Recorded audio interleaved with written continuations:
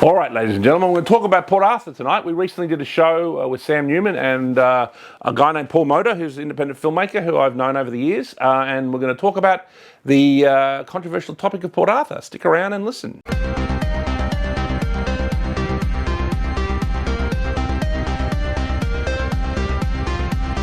All right, ladies and gentlemen, we're going to talk about Port Arthur tonight. We did an interesting show with Sam Newman on the You Can't Be Serious podcast, where we discussed with Paul Motor, independent filmmaker and a guy who's made documentaries on the subject of Port Arthur called the WASP files, and he wants to make a film, like a live-action film, based on his theories. Now, he believes that there was something more going on with Port Arthur than what we've been told. What the official story is that, there was this kind of lone nutcase who, inherited some money, got into guns and shot up Port Arthur.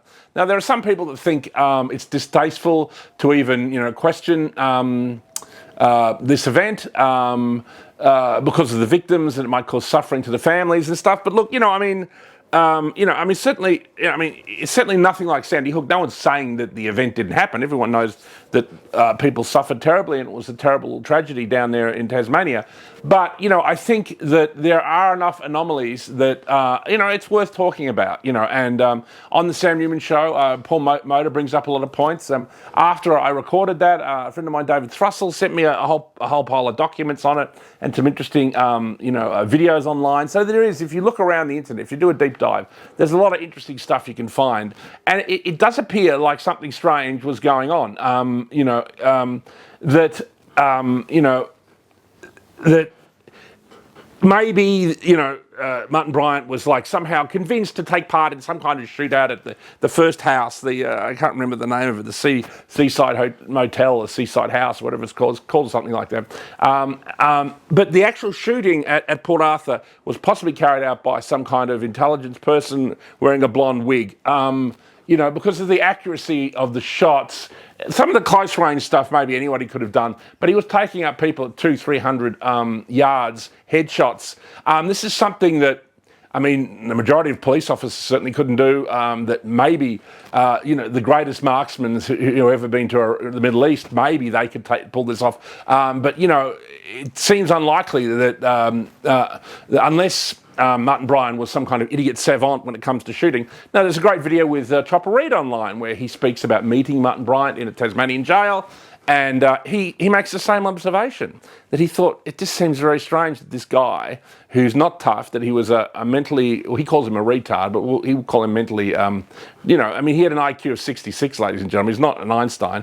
How could he pull off the greatest shooting with incredible marksmanship? He suggested they, do some kind of test where they can, see if he is some, idiot savant, but he suspected something else was going on, because we all remember after this event, Australia brought in nationwide gun laws, which was something that, had been difficult to do. I think some of the other states, some had agreed to gun laws, but a lot of some major states certainly weren't interested in getting involved in national gun laws. But after this event, so there is a political motivation there. And, there's a lot of other strange things that, he inherited a lot of money from Tattersalls because he dated the woman from Tattersalls. There is a film called Nitram that's worth investigating.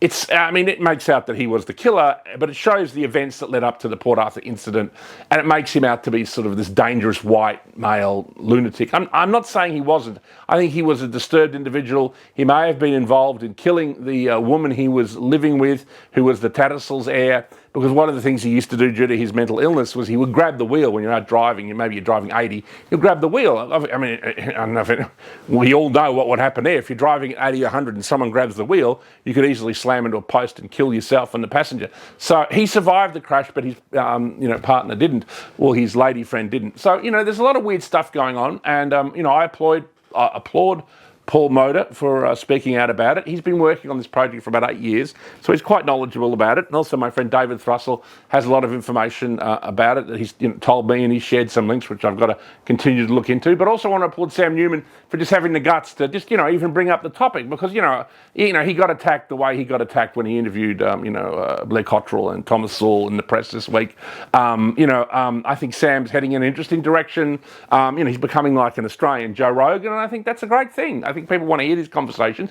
Certainly Sam doesn't agree with everybody he interviews. He doesn't agree with most of them, but he's happy to have that conversation. And he doesn't believe in deplatforming people. So he doesn't believe just because you have a certain opinion, you shouldn't be spoken to. And I think that's a great thing. And that's one of the reasons, I definitely salute Sam, and also why I enjoy appearing on the show when I do. So that's the report from Tiger Mountain this week. Just look into it, and I don't know. I mean, I'm not completely sold on it myself. It's possible that the official story is the official story, but there's a lot of stuff that's, they've put like a gag order on it for practically 100 years. I mean, that's suspicious in itself. So, just keep an open mind, make up your own mind, and let's get the files released now, the way Donald Trump has released the files to JFK, and at least maybe a couple of files from Epstein with everybody's name redacted. At least we could get that. All right, that's the report for Tiger Mountain this week. Thanks.